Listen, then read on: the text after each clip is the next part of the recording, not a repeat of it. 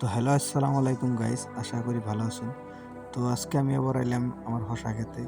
তো বাবুরে নিয়ে আইছি, তো ভয়ও করে মাঝে মাঝে শালা ধরার কথা হইলে খুব ধরা বেড়েছে, তার জন্য বাবুকে আমি একলা ছাড়ি না।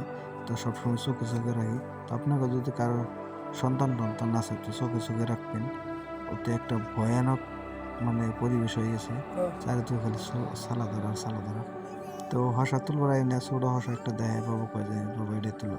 আমি বললাম না, এটা তুলবো না, পরে তো অন্য আছে নিতে যাবো। তো পরে কয় না, এটা তুলবো, ওইটা না। পরে তা হইলে দৌড় মেরে আগে গেল, তো আগে যায় দেখে কি হসা একটা পাইছে। তো হসাটা তোলার জন্য খুবই আগ্রহ, পরে গেলাম না বাবা তুলো, এটাই তুলো। তো তখন আমার বাবু সুন্দর করে হসা তুললো।